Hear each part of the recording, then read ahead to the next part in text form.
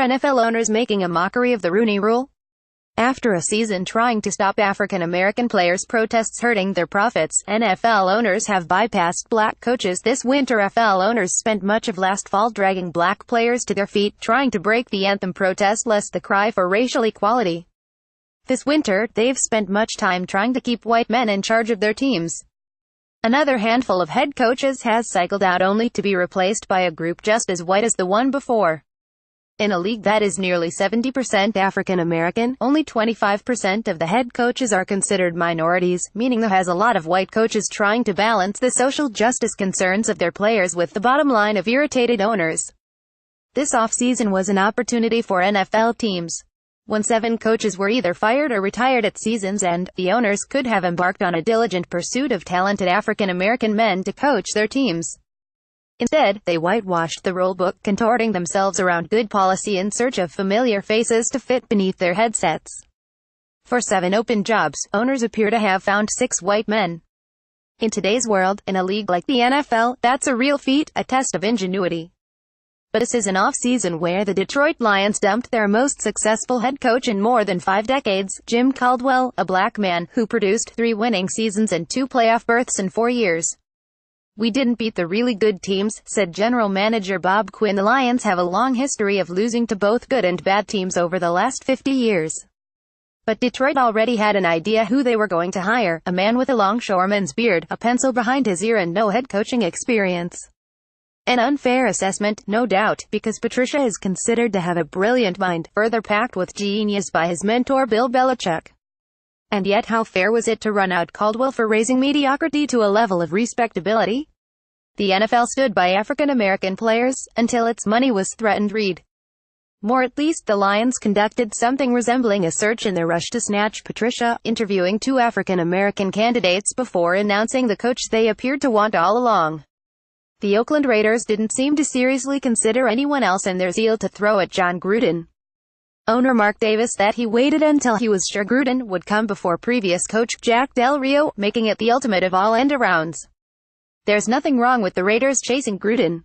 Landing him is a PR coup for a franchise torn between pacifying a fan base and building a new one in Las Vegas. But when an owner blatantly admits he had no interest in even looking at an African-American candidate on his way to hiring a coach off television and the league endorses this without even a finger shake, you have to wonder how committed the NFL is in finding men of color to coach their mostly black teams. Had the Arizona Cardinals not picked, the run of new coaching hires would have been a complete whitewash. The shame of this is that the NFL used to be the standard for promoting minorities which requires teams to interview at least one minority candidate for head coach and general manager jobs. The rule has been a model for hiring both in and out of sports. The owner for whom the rule is named, Pittsburgh's Dan Rooney, lived to its word when looking for a coach in 2007. He hired a black defensive coordinator from Minnesota, Mike Tomlin, who has since taken the Steelers to 2 Super Bowls. Rooney last year, and with him seems to have perished respect for a standard he was proud to create. There was even that said some of the team's limited partners were angling to push Tomlin out despite Pittsburgh's 13-3 season. The misconception about the Rooney Rule has been that it's some kind of affirmative action forced upon teams by gutless league leaders ducking a racist label. The Rooney Rule doesn't demand teams hire non-white coaches and general managers, only that they give these men a chance. For the most part, the rule has worked. Since it was implemented in 2003, 2 minority coaches have taken their teams to a Super Bowl title. Good coaches have been found. Good coaches have been hired. We want teams to go out and get the best guy for the job. Jim Wooten, chairman of the Fritz Pollard Alliance, an organization dedicated to promoting minority coaches, told me last year.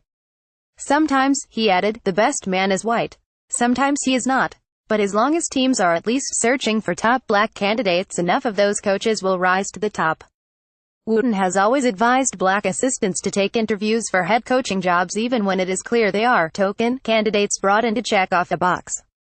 His thinking is that the coaches will gain the experience of interviewing while planting their names for a better shot at a future head coaching role. At least that was the thinking then. But in the last 12 months, NFL owners have frozen out Colin Kaepernick, bulldozed over the pleas of African American players for racial equality in America, stomped on the Rooney Rule, and handpicked a new batch of white coaches to lead their teams. As television ratings drop and the billion-dollar resale value of teams quiver, you have to wonder how much they care about fair chances. 15 years into the Rooney Rule, do they only want to hire more of their own?